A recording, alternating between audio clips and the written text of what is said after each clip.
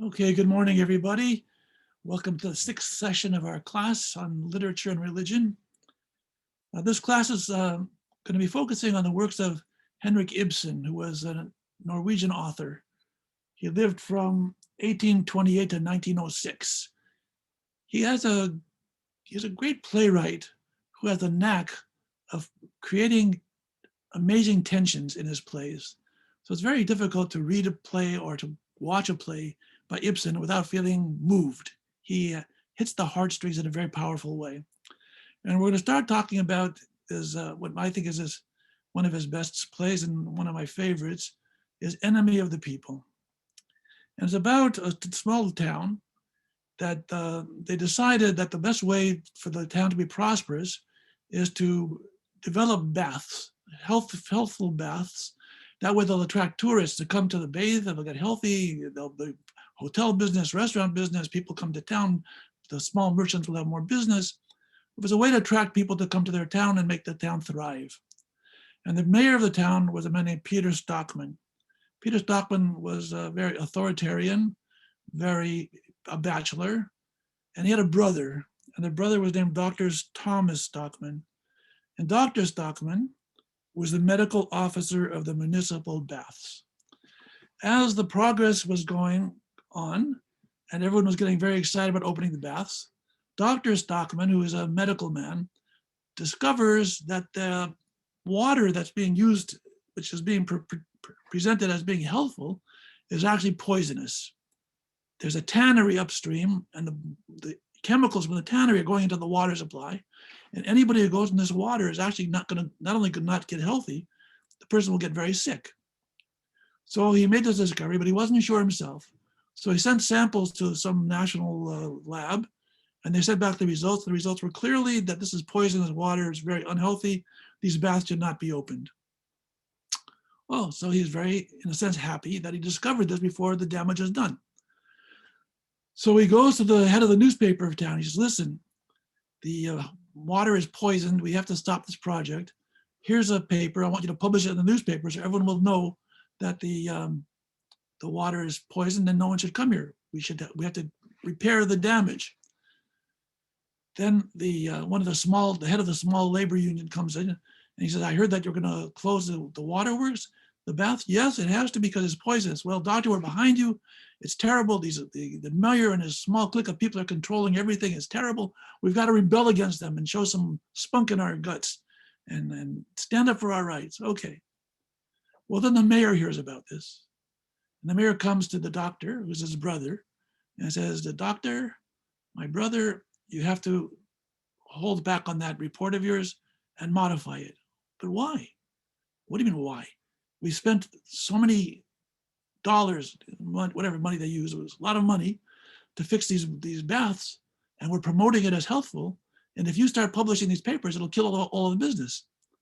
He says, yes, but if we let people come without making the repairs, then we're going to kill them. That's their problem. The problem is to follow your advice would mean we have to put off opening the baths for 2 years, making all the repairs. Plus there'll be tremendous expense involved. Who's going to pay for all that? It's not practical. The Dr. Stockman says, listen, we're going to run you out of office because your policy is ridiculous. Okay. So Dr. Stockman thought he was more powerful than the mayor. He found to his chagrin that he wasn't. The mayor went to the editor of the newspaper and said, don't publish that. Publish my paper, which says there are some modest changes that have to be made at a very, very small expense. And the baths will be very, very healthy and everyone will love to come to our town and support our town and come with, the tourists will pour in. So the newspaper man said, how could I publish this? The mayor said, you better publish it because if you don't, the whole town's going to get ruined. So the head of the small union comes forth and says, but to the mayor, we have to follow Dr. Stockman. Dr. Stockman is giving us medical advice. We should give him a banquet. We should give him an award. Says, you know what? I'll tell you something. You want to give him an award? Then we're going to postpone the baths for 2 years and we're going to raise taxes phenomenally. No, we don't want that. Well, you don't want that. Well, how are we going to avoid that? The only way we can avoid it is by shutting him up and cutting this thing off at the beginning. All right, we're with you, Mayor. So suddenly this doctor who thought everyone was going to support him realizes no one's going to support him because there's too much at stake to keep the baths open. So the doctor decides, I'm going to have an open meeting. If the newspaper won't publish it, I'm going to have an open meeting. No one will give him a halt to have a meeting. So there's a ship captain who has a big house. He says, okay, doctor, you've been my doctor. You use my house. So the doctor called a meeting, and everyone came to this meeting. And before he could even get started, which is a meeting that he himself called, the mayor took over the meeting, and all the opponents of the doctor were vocal. He says, look, I want to say my piece. This is my meeting. I want to say my piece. So he says as follows. Okay, I have already said I don't intend to waste a word on the puny, narrow-chested, short-winded crew whom we are leaving astern. In other words, you political guys who are in power, I'm not even going to waste my time talking to you because you don't listen. I am thinking of the few, the scattered few among us who have absorbed new and vigorous truths. Such men stand, as it were, at the outpost so far ahead that the compact majority has not yet been able to come up with them. So he makes a big speech against the compact majority. Who are the compact majority? The silent majority, what we call today. The compact majority are, we don't want to rock the boat. We have livelihoods at stake. If we don't let the baths open, we're going to all lose money. Our taxes are going to go up. Who's going to pay for it? This is the only life that we have for our town. Why should we jinx it? Okay, the doctor says it's poisonous. Well, maybe it isn't as poisonous as he says. Maybe he's wrong. Long and the short of it, they have a big discussion, and they say, this Dr. Stockman, he's an enemy of the people. He's trying to ruin our town. He said, I'm an enemy of the people. I'm trying to tell you how to save your town. I'm trying to tell you how we can live a truthful life, how we can serve the people properly. So the one person asks him, Dr. Stockman, is your intention to ruin our town?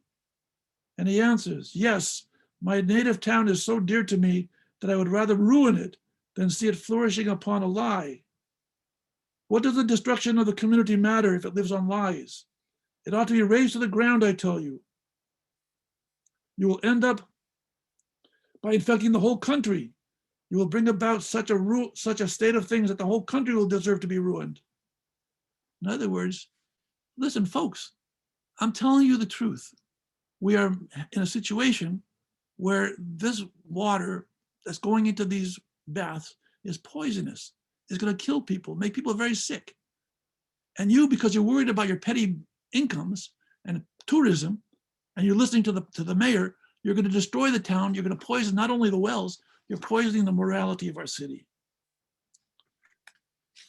Well, the pressure is on him. After he does this, he's declared that they have a vote. He's the enemy of the people.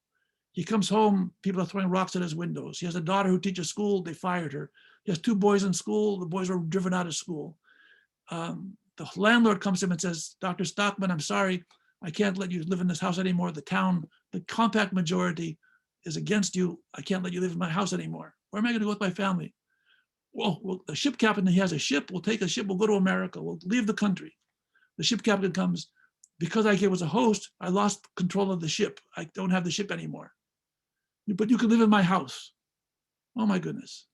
Then, to make things worse, the person who owns the tannery that's poisoning the wells, the water, is none other than Stockman's father-in-law.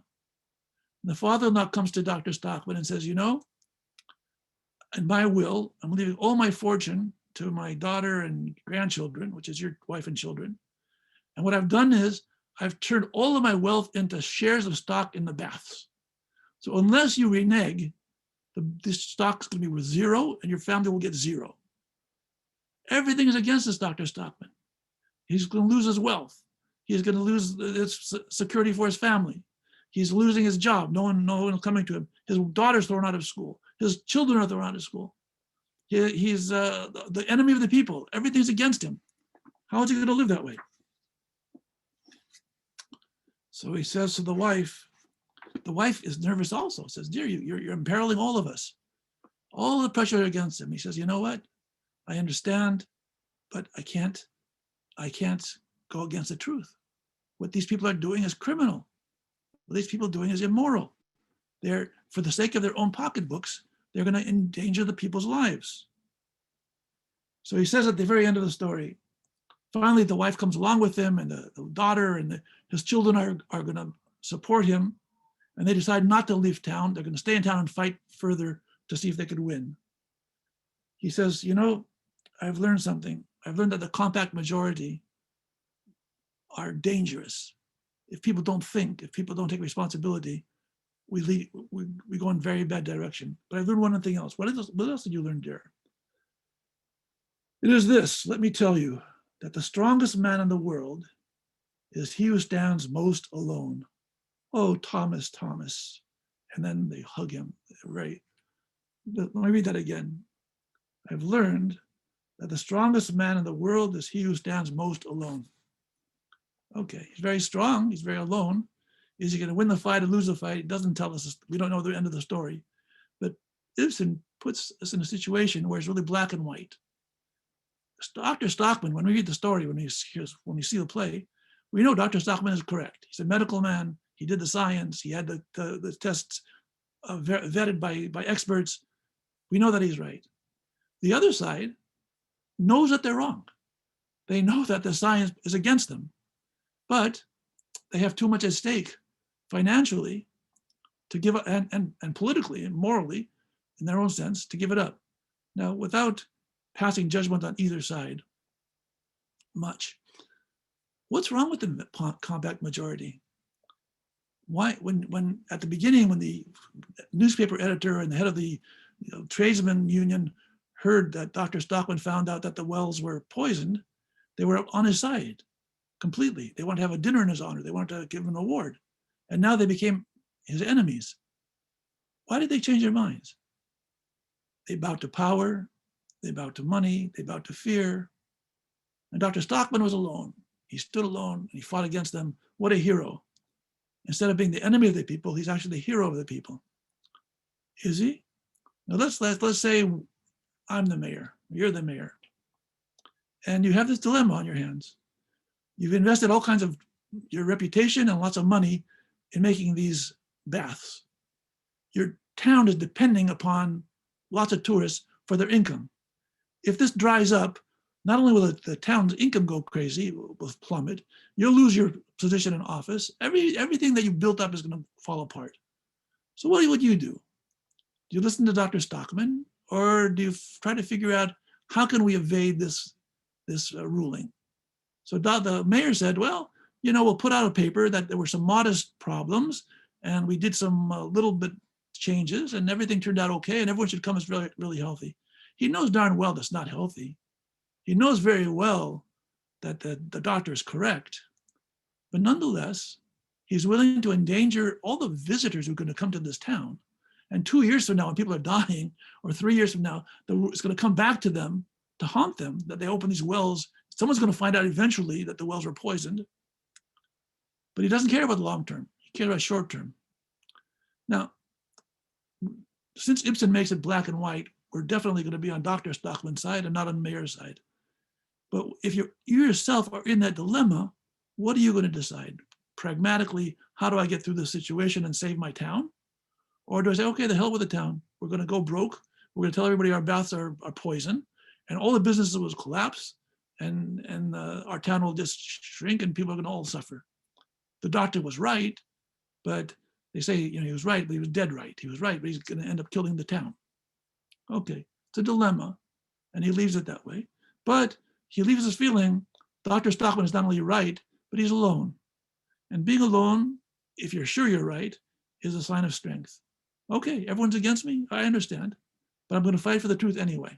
Okay, that's a story. Here's the next story. I'm not going to go through the whole thing, called The Wild Duck. In The Wild Duck, there are two partners, and they were in the forest business, lumbering business, whatever it is, and there were some shenanigans. So one partner arranged it so that the other partner should take all the blame. And that partner was put in jail, and his reputation was ruined, and his family was ruined, everything. But the guy who turned his partner in, he lived wealthy, he was prominent, he did fine. But the only thing he had a son, and his son was very alienated from him. The son was working in some place up away from town for 15 years. Then he came back to town. And then he has a big row with his father, and he realizes, and he tells his father, How do you live with yourself? You turned that man in. You didn't take responsibility. He was the guilty. You made him be guilty. He had to go to jail. You ruined his life. Listen, don't talk to me what's right and what's wrong. You're a young man. You don't know what's going on in life. Okay. In the meantime, the old man that was put in jail had a son. And this first partner who implicated his own partner to go to jail had some guilt feelings. So the son of that guy, he provided money so that the person should become a photographer. He got him photography equipment, photography lessons. He opened up a photography business. Also, he gave a pension to the guy when the guy got out of prison. He kept on giving him work at very highly paid jobs to kind of make up for lost time. But one other thing happened. He had a maid, and the father, and he had immoral relations with this maid, and it seems that he made this maid pregnant. When he realized that the maid was pregnant, he had her married off to his other partner that was in jail, his son, who's he set up in a photography business. Now, this son knows nothing about the fact that this Mr. Verla, who turned in his father to jail, was a crook. He thought he was a saint. Here's a guy whose partner was, he thought his own father was a crook. He said, here's a guy who's helped me out, who's helped my father when he got out of jail. He got a good wife for me, and they had a little daughter. Okay. So this son of the first guy realizes that his friend, who's married to the former mistress of his father, gets a little complicated here.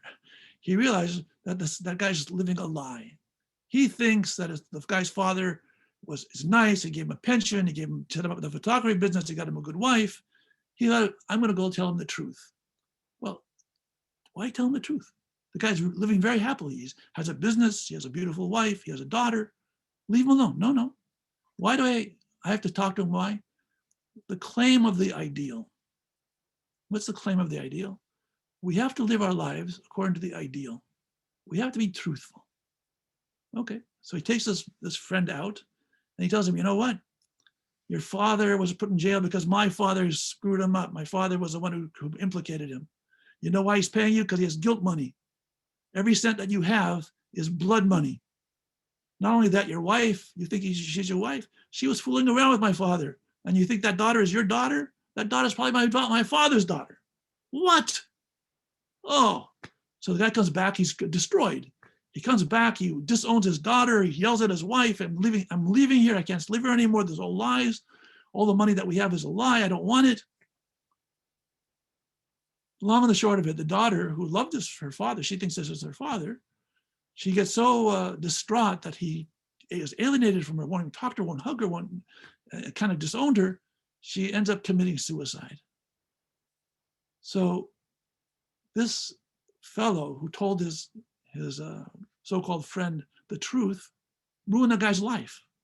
The guy lost his daughter, ended up committing suicide. The piece of his household was destroyed. His love for his wife was destroyed. He had lost respect for the guy who was giving him money all along. Everything was ruined. But it was, according to the young man, I did it because of the claim of the ideal. I was following this ideal, and that's why the truth always has to prevail. So one of the other people in the play is named Dr. Relling. He says, you know what? Sometimes it's important to let people live with their illusions. Sometimes truth isn't good. You don't have to be so truthful. Just keep your mouth shut. He would have been much happier. The daughter would have still been alive. Why do you have to open your mouth? Again, this is a conflict. The conflict is truthfulness, the claim for the ideal, or make peace with the imperfect world. Dr. Stockman, shut up. Make peace with an imperfect world. Just let the baths go forward. Let's make them as good as we can make them, as healthy as we can make them, and don't rock the boat. In the second case, the wild duck, also, don't rock the boat. Let these people live in their illusion. Why make them confused?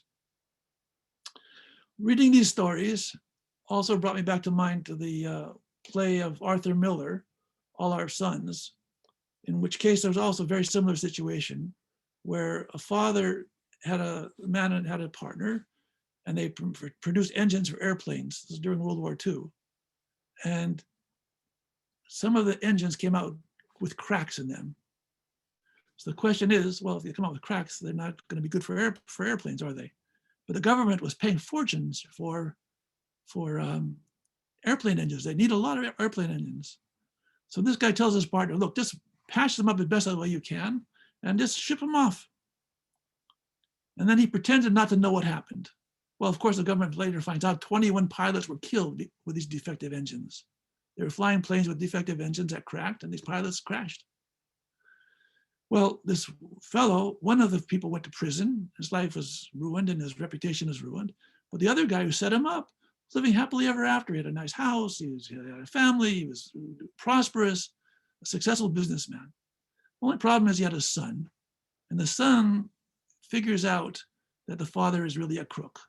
The father set up his partner, and the father was responsible really for the death of 21 pilots. The story is magnified because one of the people who didn't come back from the war was their own son. And there's always a nagging but unspoken part of the story with one of those 21 pilots, his own son. Whatever happened to that son? We don't know. Anyway, so the father is trying to explain to his son. The guy's name is Joe Keller. So Joe Keller tells his son, you're a boy. What could I do? I'm in business. A man is in business. 120 cracked engines, you're out of business. You lay 40 years into a business and they knock you out in 5 minutes. What could I do? Let them take 40 years? Let them take my life away? I never thought they'd install them. I swear to you. I swear to God. I thought they'd stop them before anybody took off. Chris, I did this for you. It was a chance I took for you. I'm 61 years old. When would I have another chance to make something for you? 61 years old. You don't get another chance, do you? Whoa. Now, let's think about Mr. Keller. That's a situation. He has cracked engines. If the word gets out to the government that the engines are cracked, all the contracts are canceled. All the contracts are canceled. Mr. Keller is now broke. Not only is he broke, he can't support his family. He can't live middle-class life. He can't pay his mortgage payments. What should he do? Shut up. Just send them the engines, patch them up the best way you can. Whatever happens, happens. What do you mean whatever happens, happens? 21 guys died because of those engines. This, by the way, is not fiction. This actually happened in the United States during World War II. There was a commission of the United States Senate called the Truman Commission when Truman was a senator. And he interviewed manufacturers of boats, manufacturers of planes, where they sold government defective items for warfare. And they sold for example, there was a shipbuilder, the ship cracked in half. They built planes and the planes crashed. These people were selling for big money, knowing ahead of time, or at least in some vague way, that there are implications of what they were going to do. The implications were that people were going to die, people were going to get hurt, that they're selling defective material as though it's first-class material. So it was there's long, the Truman Commission reports are actually available. I read some of them, not all of them. And it's scary. So when he asked heads of corporation, how could you give the government inferior steel when we paid full price for full first-class steel, and that steel that you sold us broke? So they answered, well, we did the best we could. We didn't think it would break. We thought that would be fine. So, but you sold us a bill of goods. We paid full dollar for certain quality, and you gave us less than that quality. Well, it was a minor oversight. Minor oversight? Cheating the government, causing people to die, risking our war effort? That's a minor thing? Well, just a second. I'm running a business. If I don't make the sales, I'm not going to have any money. I'm not going to be able to support my own family. I got to look out for myself. Here's the interesting thing about these plays by Ibsen and about Arthur Miller. What isn't in those plays? What did Dr. Stockman not say? Okay, I'll tell you. He didn't say, we can't go through with the baths because it's against our religion. Because our religion tells us we have to be honest. Because our religion teaches us, love your neighbor as yourself. We can't endanger innocent people. In Arthur Miller's play, no one says anywhere, I'm responsible in some way to the Almighty. My ethical responsibility is to God. No one says that. In other words, we're going to focus on Ibsen now, but it applies to Miller also. There's such a thing as ethics or an ethical standard entirely divorced from God. Where did this ethical standard, how does Dr. Stockman know he's right? Why doesn't he simply say, you know what, my brother, Peter Stockman, you're a good Christian. Let's go to our own Bible. Let's go to church and see what the preacher says. No, he doesn't even raise that as an issue because he knows it's not relevant to Peter. It's not relevant to any of them. The moral decision is made not based on theology. It was based on pragmatics. Dr. Stockman feels he's telling the truth to save people's lives, not because God told him he has to save people's lives or that he has to love the tourist as he loves himself, but just there's an internal moral quality within him that tells him it's not nice to tell people that baths are healthy if they're not healthy.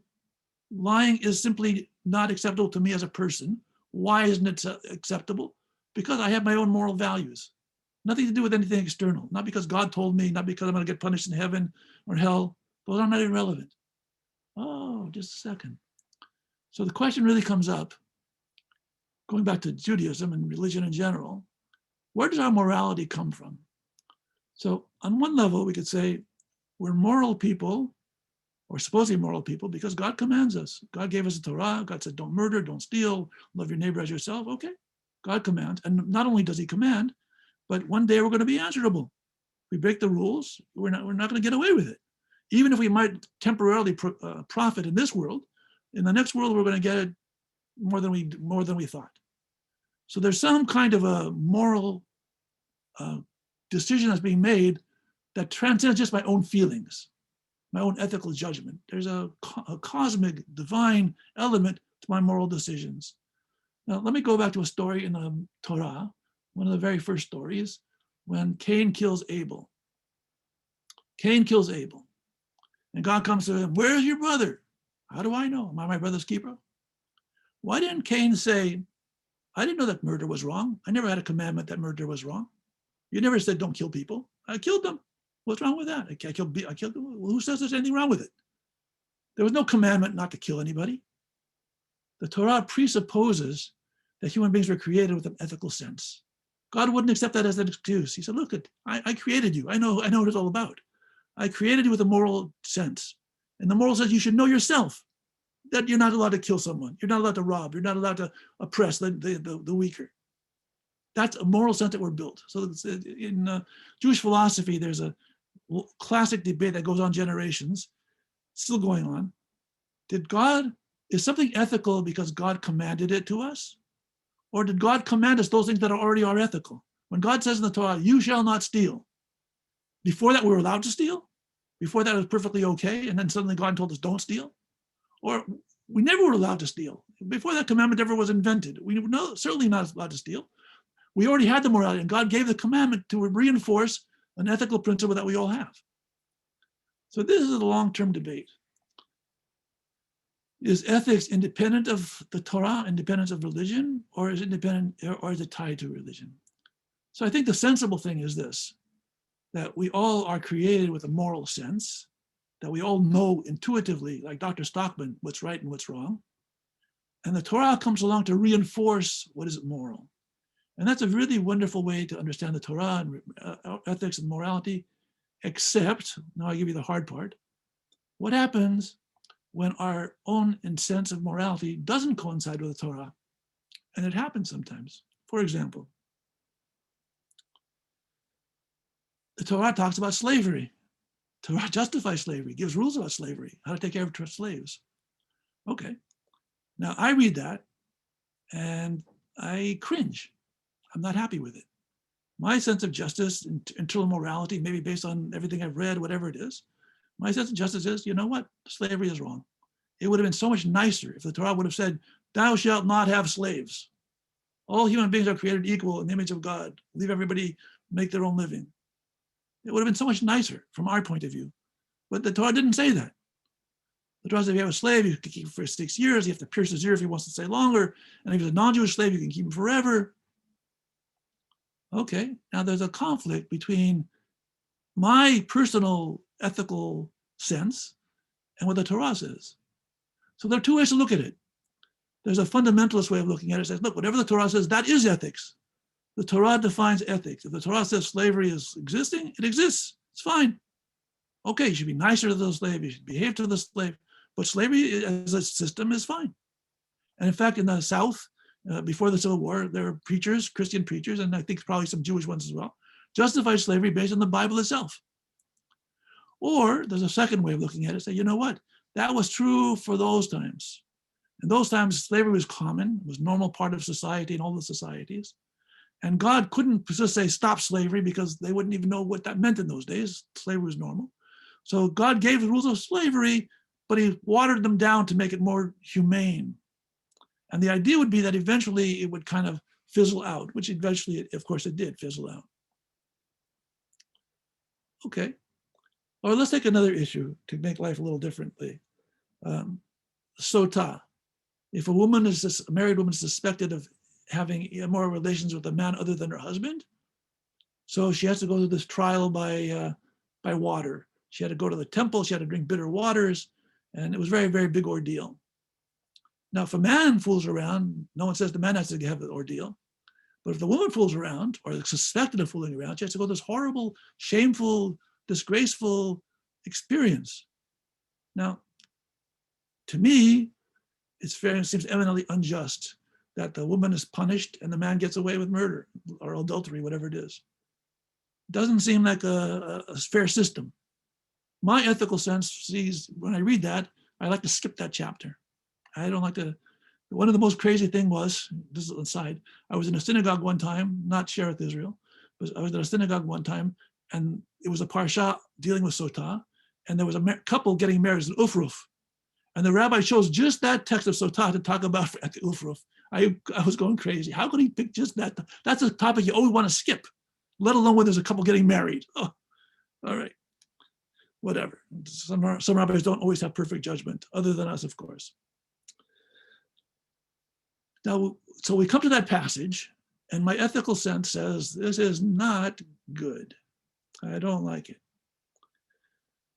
Okay, you look at rabbinical literature, they found ways of watering it down to make it almost impossible for the woman actually to get into such a situation. She has to be threatened, she has to be warned, that there are witnesses. It makes it very difficult to actually get a woman in that situation. Nevertheless, it's there. So what do I do with that passage? So there are two ways. Fundamentalists, if God said this is ethics, this is ethics. We don't define ethics by how we feel. We define ethics by what the Torah says. If the Torah says it is ethical.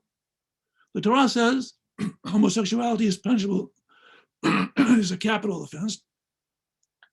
The person is guilty of death. I may personally say, you know what, I don't buy that. You know, I could have whatever issues we have, however we want to deal with the issue of homosexuality is another question. But death sentence? I mean, I don't think anyone ever was killed by it, but the Torah, black and white, says it.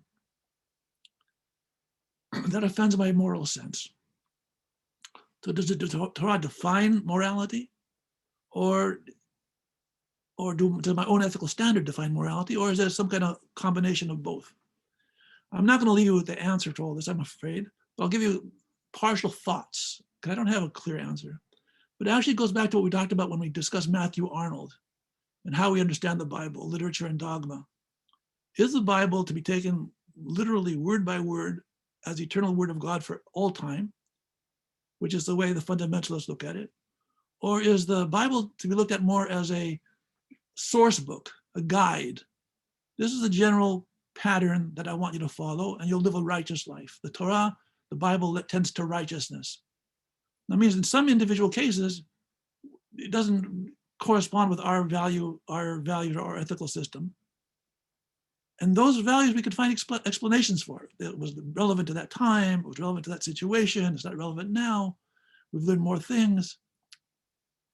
In other words, the Torah, a document, the words of the Torah are true for all time literally, or the Torah, a kind of an open book that it was given with the idea that in the course of time, it will develop, people will draw conclusions, they'll refine some points will be kind of pushed to the side, some points will come to the fore, but it's a guidebook rather than if you do this, you're safe. If you don't accept the literal definition, you're in trouble.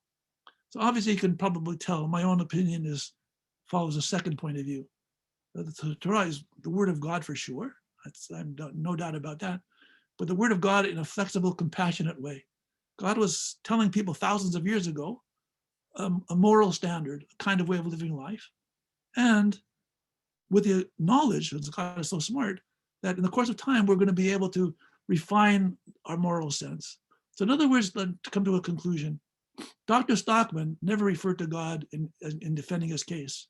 He was the enemy of the people. He took a lot of abuse, and he should have been able to say, listen, folks, we're all practicing Christians. Let's follow the Christian religion. Let's not kill people who are sick. Let's not tell lies.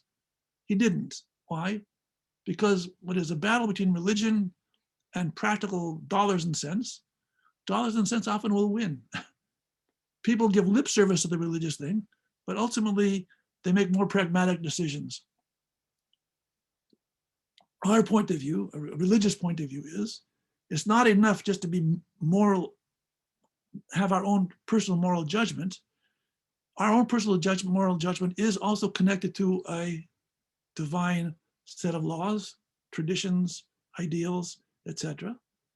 And I guess the biggest difference is we're answerable to authority beyond ourselves. Dr. Stockman was answerable to his own conscience. Dr. Stockman's brother also was answerable to his own conscience. They didn't know that there was no discussion that there's a price to be paid in the next world, or that God is going to somehow take revenge for those who commit sins. But religious people, biblical religious people, know that there's a judgment that we have to make individually. But we also know that we're answerable. I think that's the difference between a religious ethic and a secular ethic. Are we answerable or not answerable to someone or being beyond ourselves? What I'm telling you should lead to a following conclusion. The conclusion should be that religiously observant people should be much more ethical than secular people. And history, and sociology, and psychology does not bear that out, unfortunately. We would think that if you're religious, of course, you're not going to steal. If you're religious, of course, you're not going to do scams and fraudulent behavior. But you know what? Religious people, whatever religion, are not found to be any more moral or more ethical in behavior than atheists, which kind of is a downer. I wish it would be otherwise, but so far the studies that I've read haven't shown any major difference between religious and non-religious people in terms of behavior. Why? Because each of us makes decisions not just based on ethics, but we make it based on pragmatics. And also, we're masters at self-delusion. Whatever we do, we justify. Dr. Stockman's brother, he wasn't a bad man per se. He didn't want to kill anybody in the poisonous baths. He was looking at it a different way. I got to defend the incomes of all my fellow citizens. He thought he was doing a mitzvah. He was helping the city. That to help the city means you're going to kill other people, get other people sick. That wasn't part of his concern. But he wasn't a bad man. I think most criminals or people who act unethically are not necessarily bad people. They simply rationalize their behavior as something that's justified for some ulterior motive. They find a way of justifying themselves so they can sleep at night. This fellow in All of Our Sons, who sold defective engines to the government, and 21 people died, 21 pilots died, he still slept at night. He didn't say it was my fault. I didn't think the government would use it. It's their fault for using them. They should have double checked. He didn't take responsibility. I didn't want my business to go down. In other words, people have a way of convincing themselves that they basically are right. Long and short of it, let's go back to the beginning. Ibsen points out black and white moral decisions that have to be made between truth and falsehood, between what's right and what's wrong. But we also see the gray area where good people, otherwise intelligent people, are willing to do what is wrong if they're able to justify it for their own reason. Religious people should be able to draw not only on our own internal moral sense, but on the God-given moral sense that and the commandments. Let me close with it. There was I quoted one of my recent articles. There was a famous Hasidic rabbi, the Kotzker Rebbe. He was a very interesting character. The Kotzker Rebbe tells us following story. He imagines the people of Israel around Mount Sinai, and God says, "Thou shalt not murder, thou shalt not steal, thou shalt not commit adultery." So a bunch of people start walking away. So Moses stops them and says, "Where are you going?" He says, "Who needs this? We knew this ourselves. We didn't need God to come and give us a commandment." He says, "Go back to the mountain. You do need it. Why? Because you've thought about murdering, you've thought about stealing, you've thought about adultery. Those things are things you want to do. And you have to be reminded by God, don't do them. Because if you leave it to your own judgment, you're going to make your own explanation why it's permissible to do such a thing in certain times. In other words, religion, or Judaism in particular, understands that we do have a moral sense and expects that we have a moral sense even without being commanded. But the commandments are there to reinforce the moral sense. And when we find a conflict between our moral sense and the Torah's moral sense, that's why we have a gray area where we have to figure out a way to finesse the two conflicts. One day it's worth probably just going through a longer discussion about how to finesse. But my own answer, I guess, gave allusion to how I would deal with it without ever suffering, without ever forfeiting my own integrity.